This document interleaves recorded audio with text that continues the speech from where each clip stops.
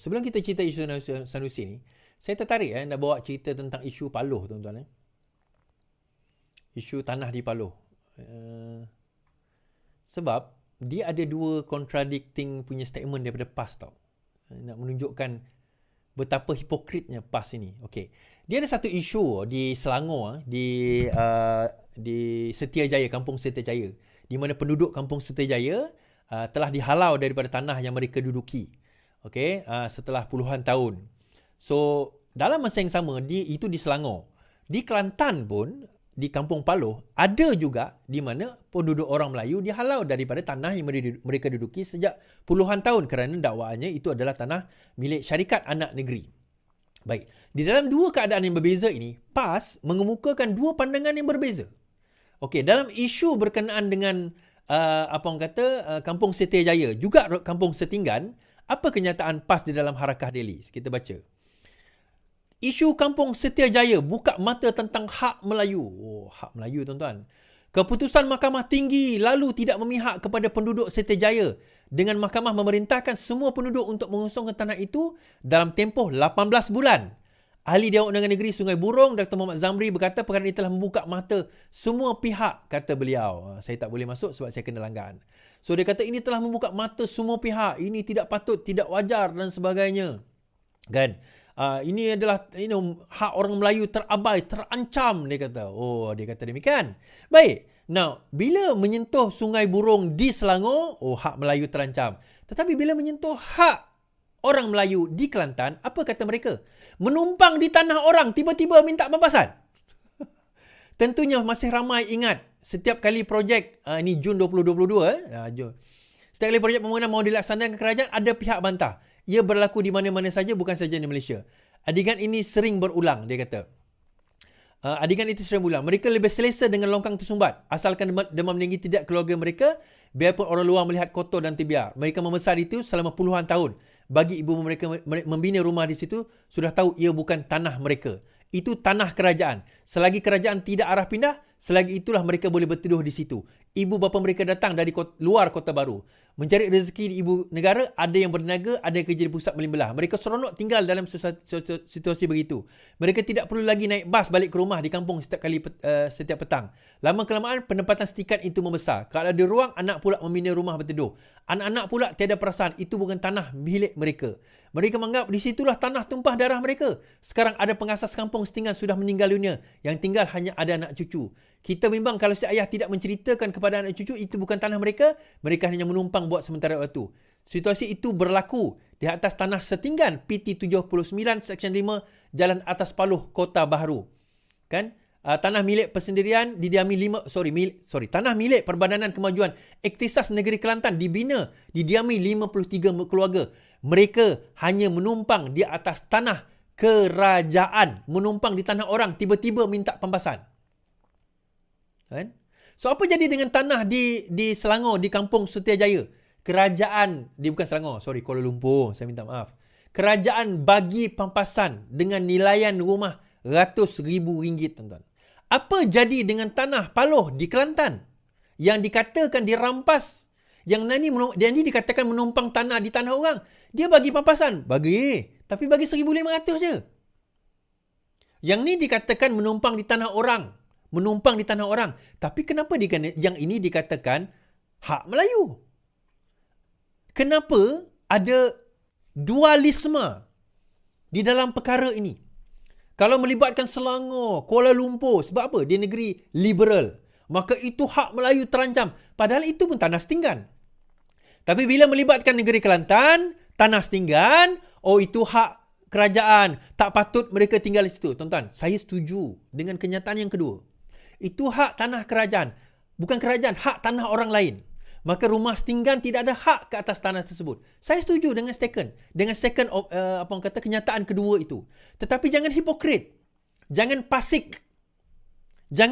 Tuan-tuan. Kalau yang kedua itu dianggap sebagai mengambil hak orang, yang pertama pun dikatakan mengambil hak orang. Bukan cerita hak Melayu. Itu pun mengambil hak orang. Tak kisahlah sama ada owner tu Melayu ke Cina ke, tanah itu atas nama dia, dia beli geran itu atas nama dia. Siapa jual itu hak mereka semasa jual beli dahulu. ada orang duduk. Mereka orang setinggan. Tak kisahlah dia Melayu atau tidak. Itu adalah hak dan milik orang yang ada, apa orang kata, property rights dipanggil. Geran tanah itu. Yang duduk di atas tanah milik orang lain, dia tidak ada equitable rights pun. Dia tidak ada hak bersama pun di atas tanah tersebut. And yet, bila melibatkan bukan Kelantan, ini adalah hak Melayu terancam. Melayu telah disisihkan. Melayu itu, Melayu ini. Tapi bila melibatkan Kelantan, tengok tu.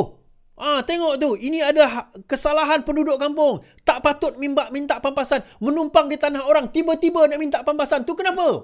Dia punya maki bukan main. Nak fair be dua-dua lah.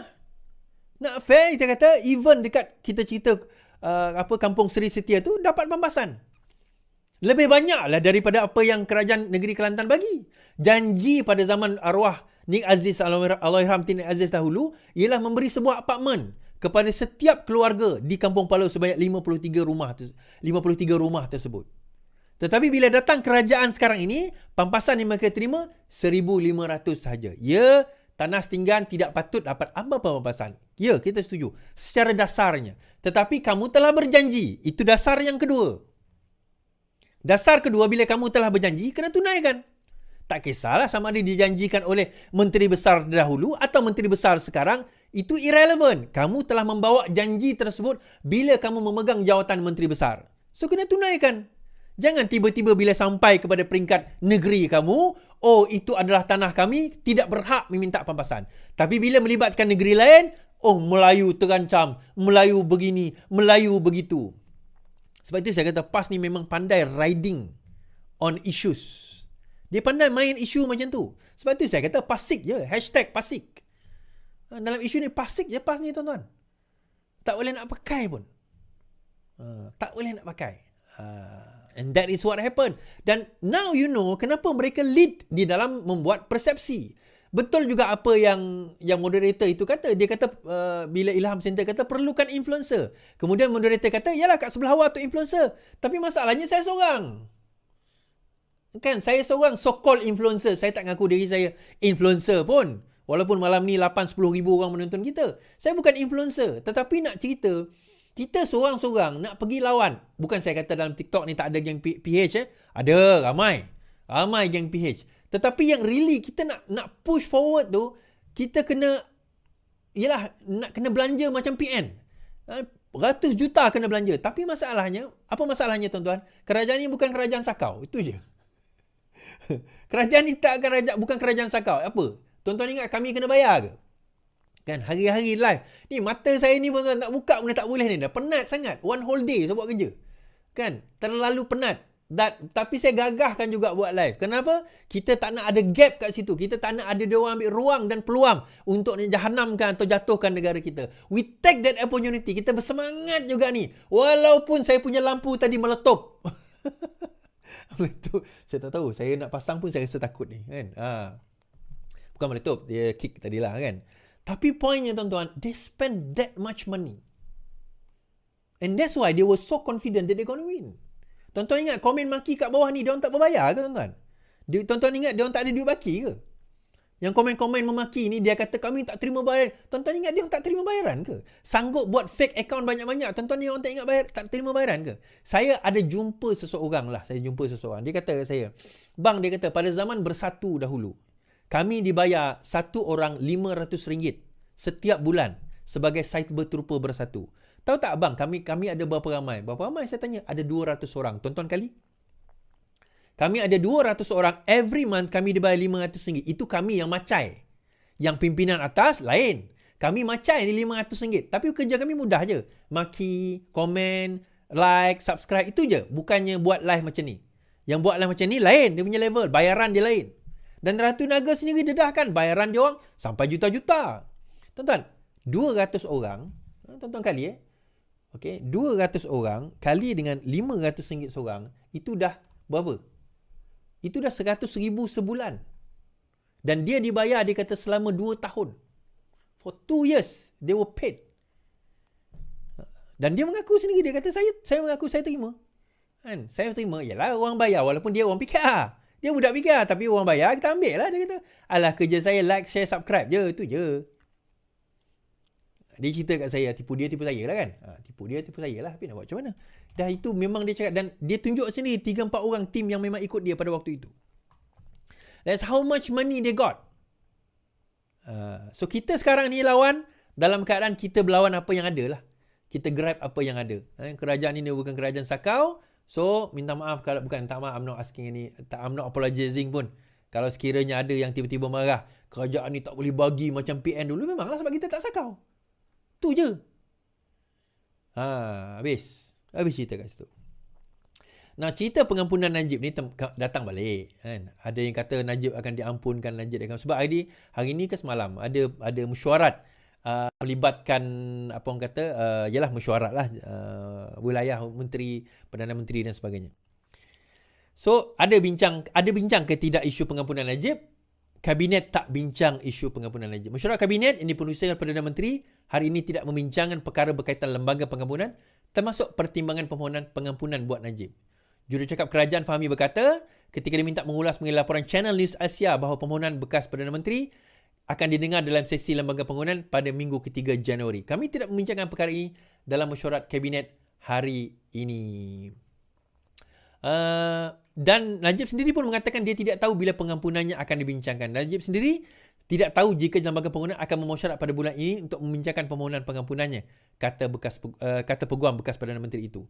Mengulas laporan Channel News Asia hari ini mendakwa lembaga itu akan memesyuarat bulan ini. Muhammad Syafiq mempersoalkan bagaimana organisasi media boleh mendapat maklumat itu, memandangkan mesyuarat itu seperti itu dibuat dengan penuh kerahsiaan. Kami sebagai peguam Najib tidak pernah dimaklumkan berkenaan langkah yang diambil lembaga pengampunan jika ada berkaitan permohonan pengampunan anak guam kami. So daripada segi pengampunan itu, memang itu kuasa orang kata lembaga pengampunan, Perdana Menteri yang di-Pertuan Agong dan juga jemaah atau lembaga pengampunan lah yang untuk menentukan. So kalau di dalam kabinet hari ini pun hari ini kot, tidak dinyatakan bahawa ada isu ataupun ada dibangkitkan berkenaan dengan isu pengampunan Najib. So saya rasa perkara itu it's quite straightforward, sebenarnya tidak ada. Sebab ada orang juga forward saya yang Channel News Asia tu berkenaan dengan apa orang kata ialah perkara tersebut lah kan, berkenaan dengan sama ada ialah ada pengampunan atau tidak. Baik.